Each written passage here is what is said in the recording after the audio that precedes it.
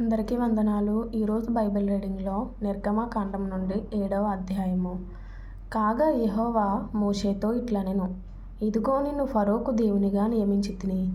నీ అన్న అహరోను నీకు ప్రవక్తగా నుండును.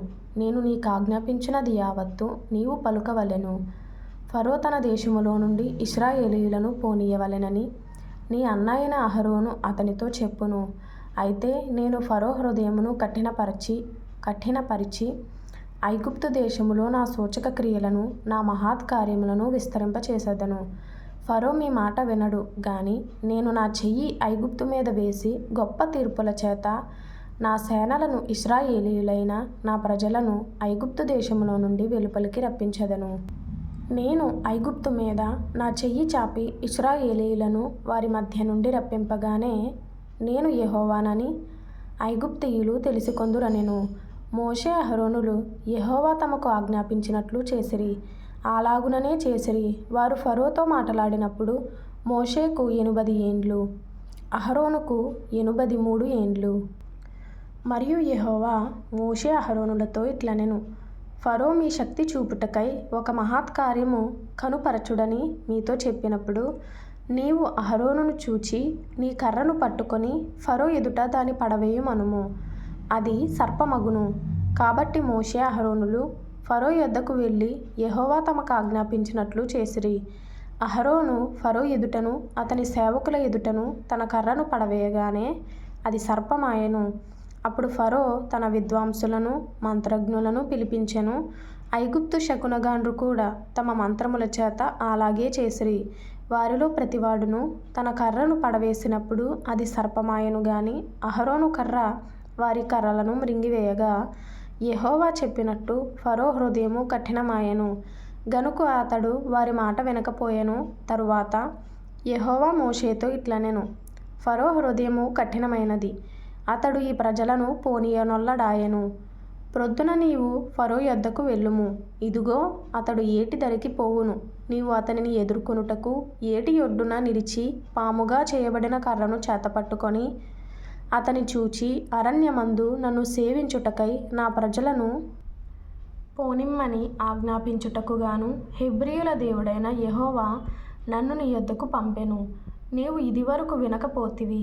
కాగా యెహోవా ఆజ్ఞ ఏదనగా నేను యెహోవానని దీని బట్టి నీవు తెలిసికొందువని యెహోవా చెప్పుచున్నాడు.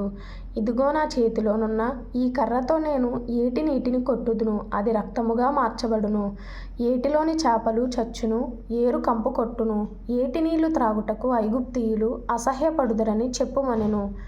మరియు యెహోవా మోషేతో ఇట్లనెను, నీవు అహరోనుతో నీ కర్రను పట్టుకొని ఐగుప్తు జలముల మీద అనగా వారి నదుల మీదను వారి కాలువల మీదను వారి చెరువుల మీదను వారి నీటి గుంటలన్నిటి మీదను నీ చెయ్యి చాపుము. అవి రక్తమగును. ఐగుప్తు దేశమందంతటను మ్రాను పాత్రలలోను రాతి పాత్రలలోను రక్తము ఉండునని అతనితో చెప్పుమనెను. యెహోవా ఆజ్ఞాపించినట్లు మోషే అహరోనులు చేసిరి. అతడు ఫరో ఎదుటను అతని సేవకుల ఎదుటను తన కర్రను పైకెత్తి ఏటి నీళ్లను కొట్టగా ఏటి నీళ్లన్నీయు రక్తముగా మార్చబడెను. ఏటిలోని చేపలు చచ్చెను, ఏరు కంపు కొట్టెను. ఐగుప్తీయులు ఏటి నీళ్లు త్రాగలేకపోయిరి. ఐగుప్తు దేశమందంతటా రక్తము ఉండెను.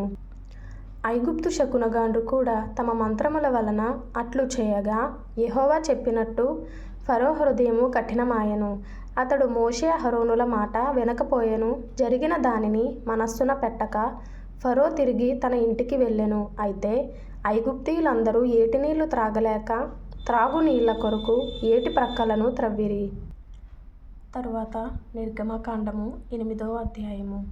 యెహోవా ఏటిని కొట్టి 7 దినములైన తరువాత యెహోవా మోషేతో ఇట్లనెను, నీవు ఫరో యొద్దకు వెళ్ళి అతనితో నన్ను సేవించుటకు నా జనులను పోనిమ్ము. నీవు వారిని పోనీయనొల్లని ఎడల ఇదిగో నేను నీ పొలిమేరలన్నిటినీ కప్పల చేత బాధించెదను.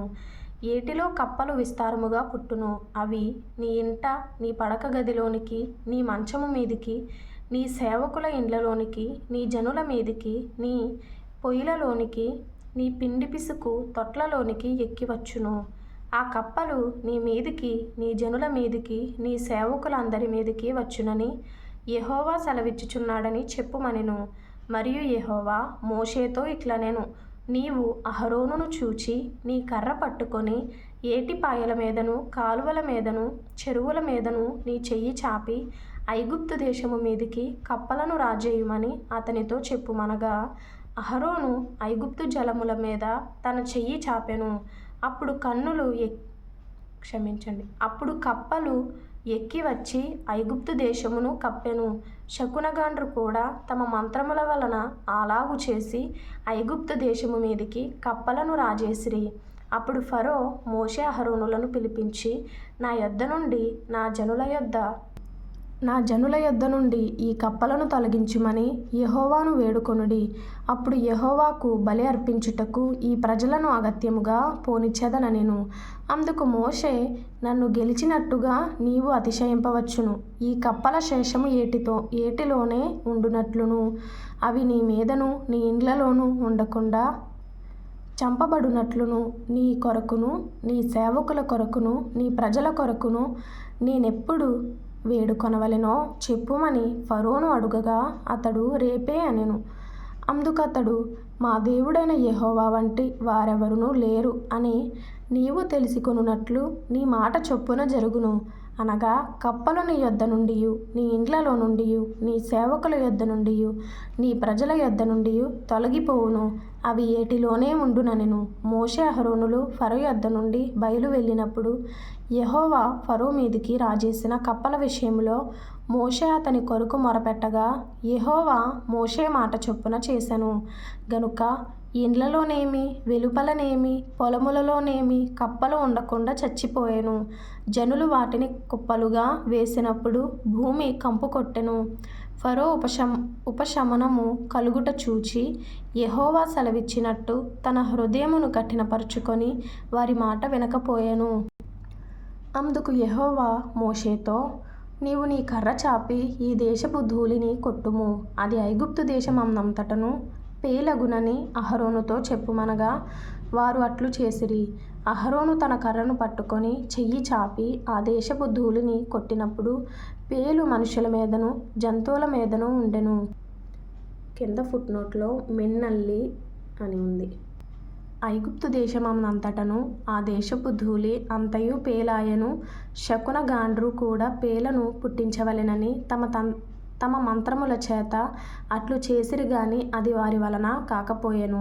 పేలు మనుషుల మీదను జంతువుల మీదను ఉండగా శకునగాండ్రు, ఇది దైవశక్తి అని ఫరోతో చెప్పిరి. కింద ఫుట్నోట్లో దేవుని వ్రేలు. అయితే యెహోవా చెప్పినట్టు ఫరో హృదయము కఠినమాయెను, అతడు వారి మాట వినకపోయెను. కాబట్టి యెహోవా మోషేతో, నీవు ప్రొద్దున లేచి ఫరో ఎదుట నిలువుము. ఇదిగో, అతడు ఏటి యొద్దకు పోవును. నీవు అతని చూచి నన్ను సేవించుటకు నా ప్రజలను పోనిమ్ము. నీవు నా ప్రజలను పోనీయని ఎడల చూడుము, నేను నీ మీదికిని నీ సేవకుల మీదికిని నీ ప్రజల మీదికిని నీ ఇండ్లలోనికి ఈగల గుంపులను పంపెదను. ఐగుప్తీయుల ఇండ్లును వారున్న ప్రదేశమును ఈగల గుంపులతో నిండియుండును. మరియు భూలోకములో నేనే యెహోవాను అని నీవు తెలిసికొనున్నట్లు ఆ దినమున నేను నా ప్రజలు నివసించుచున్న గోషెను దేశమును వినాయించెదను. అక్కడ ఈగల గుంపులుండవు. నా ప్రజలను నీ ప్రజల నుండి ప్రత్యేకపరచెదను. రేపు ఈ సూచక క్రియ జరుగునని యెహోవా సెలవిచ్చినట్టు నీవు చెప్పవలెననెను. యెహోవా అలాగు చేసెను.